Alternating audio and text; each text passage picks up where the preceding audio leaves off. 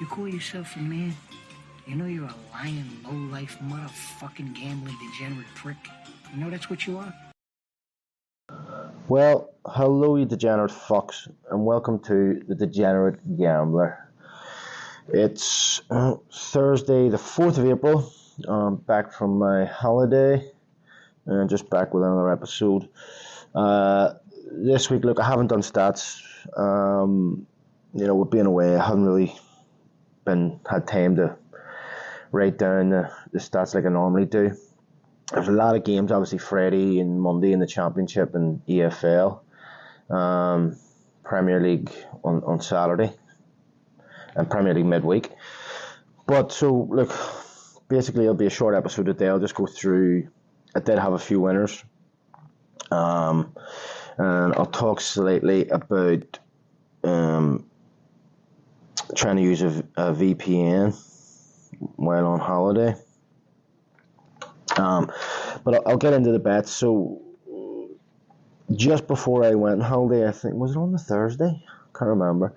So the Wednesday or the Thursday, I had a £10 travel international bet up that paid 102.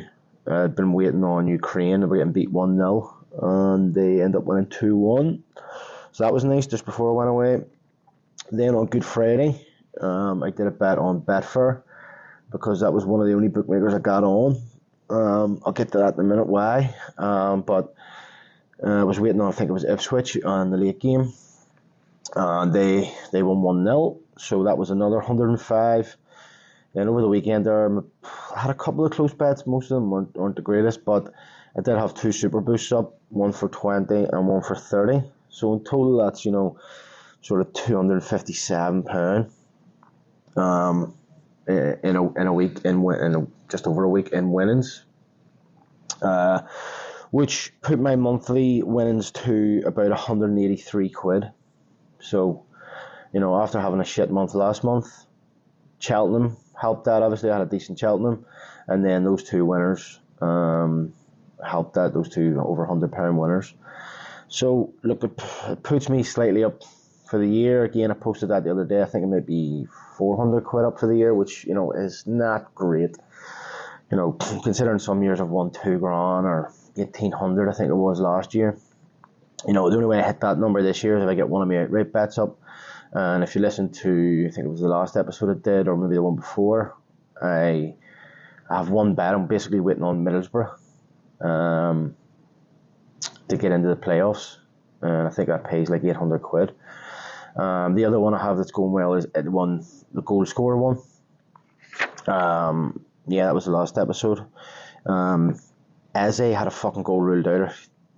He had took the lead. I've got Watkins winning, Salah winning, Rashford and Eze drawn. So what I need is those two to get a couple of goals. Even if Rashford could stay drawn, I'd be happy with that. I want Eze to win that one because he's a big price. So he is. But anyway, so look, that's basically what's been going on in the last sort of 2 weeks, whatever, obviously being away and stuff. But I've done an episode about this before, about using VPNs and how you get them to work. And the more I use them, the more I get a bit more knowledge about it. So Bet365, I have to give them their due. They're very good at spotting, even through a VPN. So what I figured out was, and I fell foul of my own mistake. If you're going away, the only way you'll get on Bet365, most of the other sites I got on, like Paddy Power, Betfair, I got on William Hill, I think, they can be fooled just by a VPN, even with your location services on, right? But Bet365 won't. So the way to get on Bet365 is you're on the plane, phone's in flight mode, right? When you get off the plane, you turn the phone off flight mode, turn the location services off, right? Then go in and have your VPN running. So turn it on, connect it to wherever, fucking Manchester I think I was connected to, and then go in to Bet365. When you do that, Bet365 will automatically, even if you're in this country and you have your location services turned off, it'll say oh, we can't get you into this website because we don't know where you are. Click here to turn on your location services. And when you do that, then it looks for your location and it'll open. Now, sometimes, excuse me, sometimes the app won't work.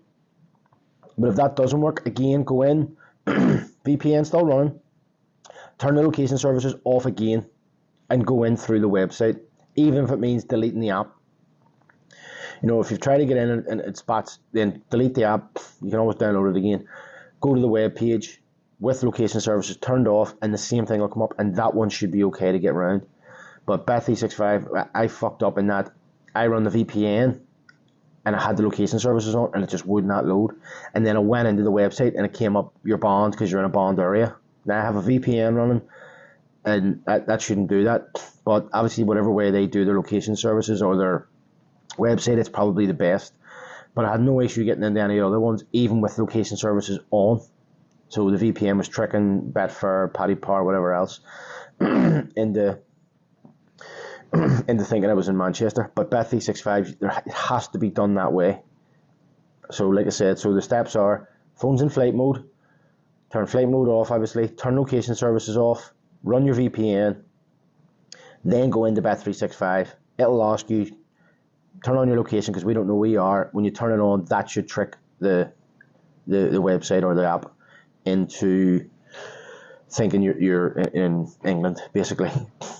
So anyway, I'll move on from that, but that's just a wee thing, and I hope it's obviously coming up to holiday season. People will be going away and stuff. Hopefully people can get the use of Bet365.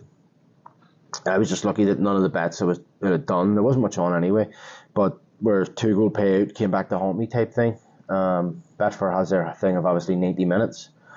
So when I was waiting on the Ipswich game, I was like, oh, fuck, please, for the love of God, just let this go to the 90th minute. And it did. So anyway, look, I'm just going to get on with the bets. So, 2 bets picked. Shit, and one of them, I don't know. I've just realised I haven't got a price for one of them. I'll have to double check here if it's on yet. Let's see. No, it's still not done, but I don't care what price it is because I'm happy with the 4 other prices. So anyway, I'll run through the bets. Main bet is Arsenal away to Brighton, 8-13. Villa at home to Brentford, 13-20. Middlesbrough at home to Swansea, 17-20. Barrow at home to Swindon, 3-4. And Portsmouth at home to Shrewsbury, 2-5. That I think pays about 11-1. Hold on, I can check that. Where are we? No, it's 12-1. So that's 12-1. Right, I'll come back and look at the stats. So, look, Arsenal, Brighton. Arsenal are obviously the top of the league, or maybe top of the league now, by a point. Haven't played a game more than Liverpool. Brighton in 9th. Arsenal really good last night too, even though they hadn't got Saka. But top of the league in form, 13 points. Brighton away down in 16th. Recent home form. Brighton's home form's decent. And they have 3 wins and 2 draws. Arsenal, 3 wins, a draw and a defeat. The defeat was against Porto in the Champions League. So look, home form good, away form good, but Arsenal just the better team. They're going for the league. They don't win this game, their league chances are probably gone. And then we say go to Villa. Now Villa rested players last night when they get beat by City, which anybody who's a Arsenal or Liverpool fan won't be happy about. They've also left the door open for Spurs to overtake them, so that may come back and haunt them. But anyway, form, Villa 4th, Brentford 15th. In recent form, Villa's way down to 11th. They've only got 7 points, but Brentford only 3 points. They haven't had a win in 5. At home, Villa 3 wins, 2 defeats. Lost to Tottenham, lost to United, but won the other games. Brentford away, 4 losses in a row. They won the game before that against its Wolves. I mean, 5 losses in a row away from home's a lot, but I just think Villa need to bounce back, or their top 4 chances are going to be gone too. Next, and you know what? I should probably be betting against this team for the rest of the season, because it's Middlesbrough, and obviously I want them to finish top 4, or top 6. But maybe if they're not going to, if I bet against them every week, I might make a few quid either way. But anyway, so they're currently 9th, Swansea in 15th, but they're in good form.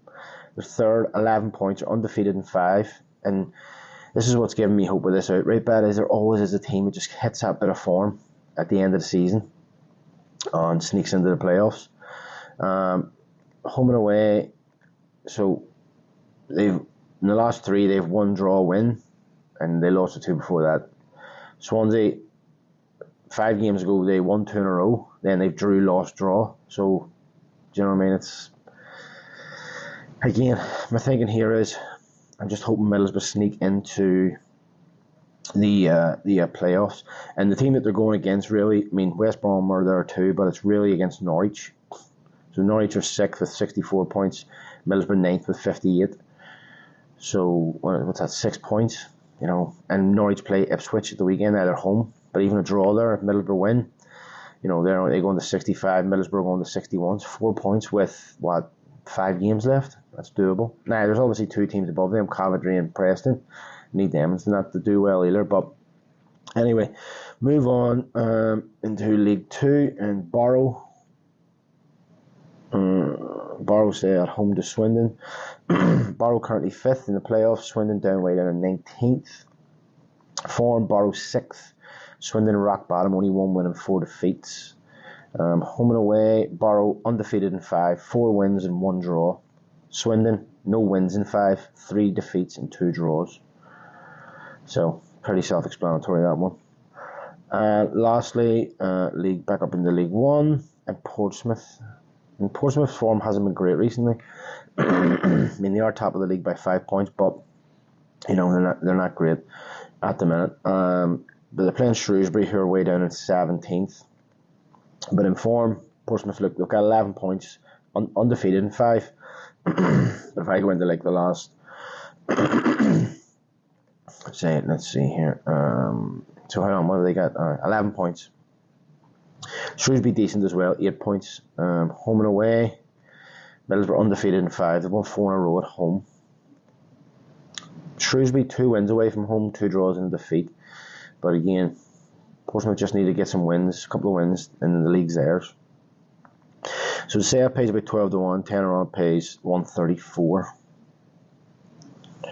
Now, the goals bet is a bit of a mismatch this week. It's 3 both to score and 2 overs. So listen closely. So the first game is Everton Burnley, both to score, 4 to 5. Reading Lincoln, over 2.5, evens. Morecambe Doncaster, over 2.5, 4 to 5. Maidenhead Barnet, both to score, 7 to 10. And then the last one's Alfreton Cuisinyston, both to score, and it hasn't been priced up yet. Yeah, that's still not priced up, but like, even if it's 1 to 2, I don't care, because I'm happy with the other prices. Shouldn't be any lower than that. So I don't know what that one pays yet, but that's the bet. Now, before I let this go, next week, big week of football.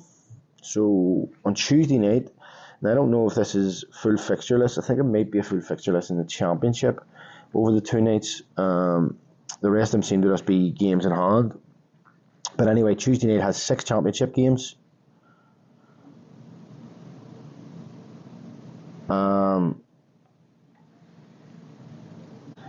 6 League 1 games, 8 League 2, 6 National League, 5 National League South. Anyway, the main thing is Champions League games, Bayern and Arsenal. 5 to 6 Arsenal, 3 to 1 Bayern. Madrid City, 17 to 10 City, and 11 to 8. 17 to 10 Madrid, 11 to 8 City. On the Wednesday night, there's 6 championships, some more lower league, and then Arsenal Dortmund, or Atletico Madrid Dortmund, PSG Bayern. And then Europa League on a Thursday. So, look, all leaves me to say is good luck and happy punting.